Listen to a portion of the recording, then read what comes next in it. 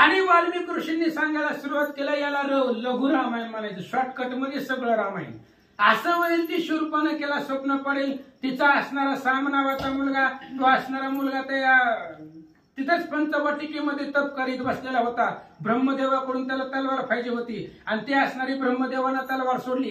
तलवारीने विचार केला, महाराज चांगल्याच्या हातात जायचं का वाईटाच्या? चांगल्याच्या हातात गेलो तर आपण सज्जनाचं कार्य आपल्याकडून होईल. तिथंच लक्ष्मण जे आले होते फळे तोडायला, समोर तिथं साम होता, पण ती सामाच्या अंगावर अनेक वर्ष असल्यामुळे जाळी पडलेली होती, त्यामुळे ते दिसत नव्हतं. लक्ष्मणला चिटकून होता तो साम, तपश्चर्या करत होता अनेक दिवसापूर्वी. ब्रह्मदेवानं तलवार सोडली, त्याच्या तपाला प्रसन्न होऊन तलवारीने विचार केला, याच्या हातात जाण्यापेक्षा लक्ष्मणाच्या हातात जाऊ. लक्ष्मणाच्या हातात तलवार आली. लक्ष्मणाने विचार केला, ह्याला आली कुठून माहित नाही, पण धार किती आहे बघावी, म्हणून त्या जाळीत मारलं की साम मरून जातं एकाच घावामध्ये. आणि ती साम मेलं की शूर्पणखेला स्वप्न पडतंय दुष्ट.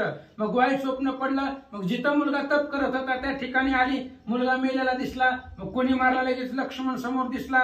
मग लक्ष्मणाला मारणं एवढं सोपं नाही, हातात तलवार आहे, आताच आपल्या पोराला मारलाय, आपला काटा करायला वेळ लागतोय का?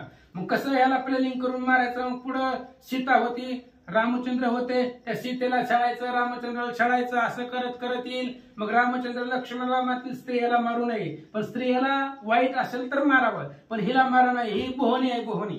ह्या शूर्पणखेला मारून जमत नाही, हिच्यापासून सुरुवात करायची. म्हणून स्त्रियाच्या सौंदर्याचं जे काही मुख्य असेल तर ते नाक आहे.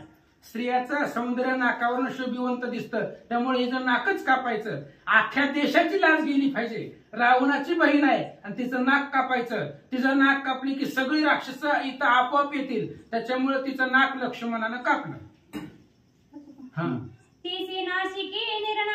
तीसी नाशिके निर्नासिका